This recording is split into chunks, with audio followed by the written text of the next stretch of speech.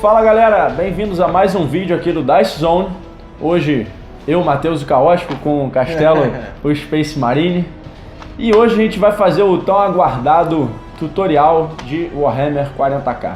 Na verdade, atendendo vários pedidos, né? O pessoal pediu bastante, então... Para explicar um pouco do jogo. A gente não vai explicar tudo. Não dá. Esses vídeos não vão substituir a leitura do manual, de forma alguma. É feito pro cara ler, teve uma duvidazinha, talvez ele dá uma olhada e tenta o tutorial ajudar um pouco a leitura do livro. E ao entendimento do jogo. Pra quem também nunca viu na vida e quer entender um pouquinho melhor como é, ele vê ali, talvez se anime aí. Isso aí. Então, nesse primeiro vídeo, a gente vai falar sobre algumas noções básicas do jogo. E a gente vai fazer mais vídeos, principalmente falando sobre as fases, né, e como resolver o combate dentro das fases e etc. Então, nesse primeiro vídeo, noções básicas. O Warhammer 40k é um wargame jogado numa mesa como essa, 3D, não tem quadradinhos ou tiles como board games, etc., usando miniaturas como essas que vocês estão vendo. Além da mesa e das miniaturas, vocês vão precisar de alguns acessórios de jogo. Para começar, um livro de regras, como esse. Além do livro de regras, tem também os chamados códexes, que são os livros onde tem as informações sobre os seus exércitos. Com o códex e o livro de regra, você tem todas as regras necessárias para jogar com as suas peças. Usa-se também um conjunto de dados de 6 faces, D6, uma trena para fazer as medições, porque como o jogo não é de tabuleiro, não é de quadrados fixos, você precisa da trena para medir as distâncias, e um conjunto de templates, que são aquelas marcações ali de acrílico, esses templates verdes, que são para blasts e flamers. Cada peça no Warhammer 40k, seja ela uma fera, uma infantaria, um tanque ou um demônio, é o que chamamos de modelos. Então, sempre que tiver alguma referência a modelos, a gente está se referindo a uma peça em particular. Só que modelos agem no jogo agrupados em unidades. O jogo, na verdade, é todo com base em unidades. Só que as unidades podem ser de vários modelos, como a maioria das infantarias. Podem ser de um boneco só, como esse Dreadnought, ou como o Rhino aqui atrás.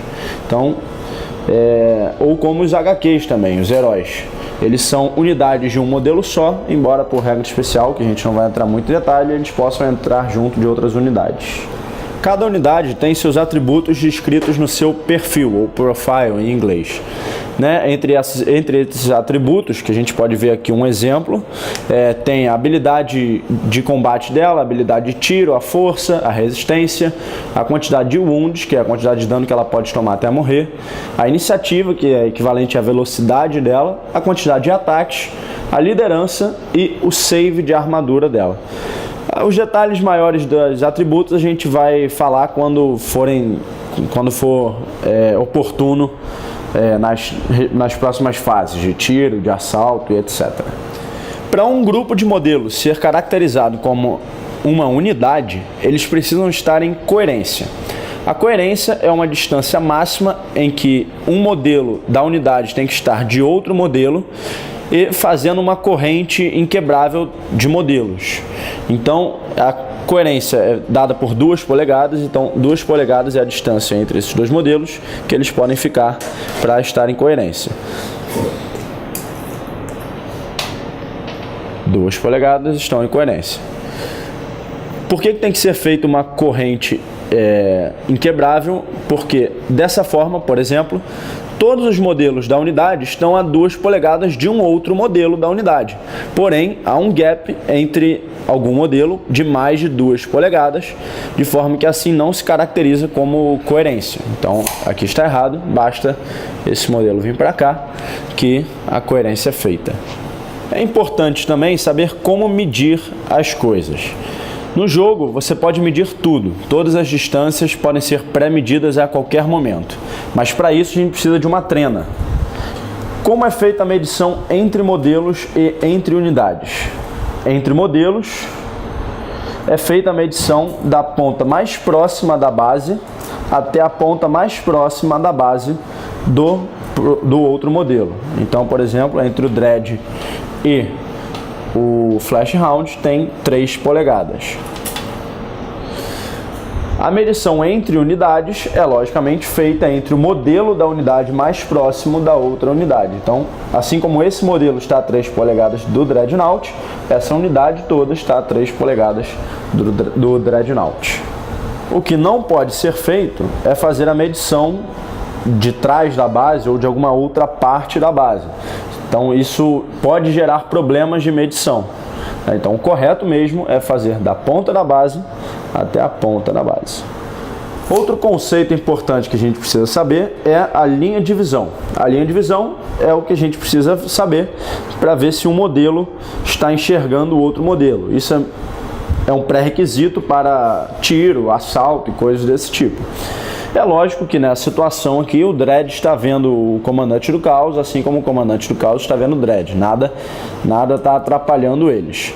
Porém, há situações mais complexas, às vezes atravessando terreno ou atravessando outras unidades, em que é preciso descer até a linha de visão do modelo e confere-se o que a gente chama de True Line of Sight, a linha de visão real. Você desce até a linha de visão do modelo e checa para ver se ele está enxergando os inimigos ou não.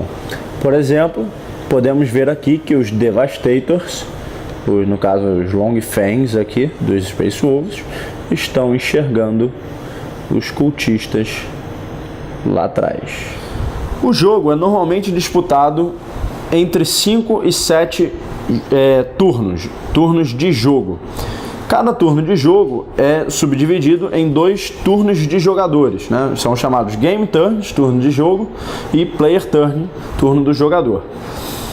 Então, num Game Turn, um jogador joga, o jogador que vai primeiro, depois o outro jogador joga, e assim completa um Game Turn. O jogo é normalmente disputado de 5 a 7 Game Turns.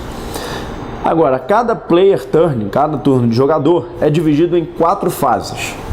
A fase de movimento, ou Movement Phase em inglês, que é a fase onde esse jogador pode mover todas as suas unidades.